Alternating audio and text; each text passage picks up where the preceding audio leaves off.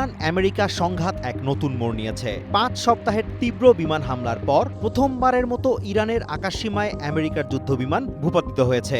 সামরিকভাবে বিপর্যস্ত হয়েও তেহরান ওয়াশিংটনকে পাল্টা আঘাত করতে পুরোপুরি সক্ষম। এক প্রতিবেদনে এমন দাবি করেছে ওয়াল স্ট্রিট জার্নাল। প্রতিবেদনে বলা হয়েছে, ইরানকে ইট মেরে তার জবাবে পাটকেল খেয়ে উল্টো ওয়াশিংটনের যুদ্ধের ব্যয় উদ্বেগজনক হারে বাড়ছে।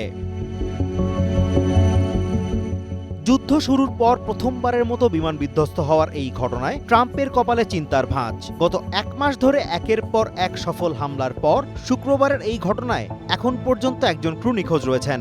এ নিয়ে চিন্তিত ওয়াশিংটন। ওয়াল স্ট্রিট জার্নাল বলছে, এটি ইরানের অ্যাসিমেট্রিক ওয়ারফেয়ার বা অপ্রতিসম যুদ্ধ কৌশলের অংশ, অর্থাৎ সরাসরি যুদ্ধে জয়ী হওয়া নয়, বরং শত্রুপক্ষকে ক্লান্ত করা। এছাড়া যুদ্ধের ক্ষয়ক্ষতি বাড়িয়ে তাদের মনোবল ভেঙে দেয়াই তেহরানের মূল লক্ষ্য।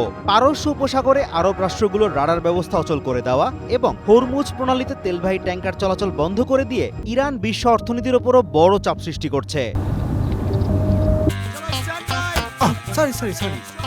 লাইফে কখন কি হয় গ্যারান্টি আছে, তাই ইন্স্যুরেন্স করুন সিটি ব্যাংকে, কারণ ইন্স্যুরেন্স করলে সিটিতে সুরক্ষা পাবেন নিশ্চিন্তে। সামরিক যুদ্ধের পাশাপাশি তেহরান ও ওয়াশিংটনের মধ্যে চলছে কথার লড়াই। ইরানের পার্লামেন্ট স্পিকার মোহাম্মদ বাঘের গালিবাফ সামাজিক মাধ্যমে ওয়াশিংটনকে উপহাস করে বলেছেন, আমেরিকার লক্ষ্য এখন শাসন ব্যবস্থা পরিবর্তন থেকে নিজেদের পাইলট খুঁজে বের করায় নেমে এসেছে। অন্যদিকে প্রেসিডেন্ট ট্রাম্প ইরানকে প্রস্তর যুগে পাঠিয়ে দেওয়ার হুমকি দিলেও নিজ দেশের পাইলটদের বন্দী হওয়া বা হতাহতের সংখ্যা বাড়লে তার যুদ্ধের হিসাব নিকাশ পাল্টে যেতে পারে বলে মনে করছেন বিশ্লেষকরা। শুধু আকাশে নয়, গত ১ সপ্তাহে সৌদি আরবের আমেরিকান ঘাঁটিতে ড্রোন হামলা চালিয়ে রাডার ও রিফুয়েলিং বিমান ধ্বংস করেছে তেহরান। এমনকি বিভিন্ন দেশে আমেরিকার দূতাবাস এবং গুরুত্বপূর্ণ ডেটা সেন্টারগুলোকেও লক্ষ্যবস্তু করা হচ্ছে, যা প্রমাণ করে চরম ক্ষয়ক্ষতির মাঝেও ইরানের কমান্ড অ্যান্ড কন্ট্রোল এখনও পুরোপুরি ধ্বংস করা সম্ভব হয়নি।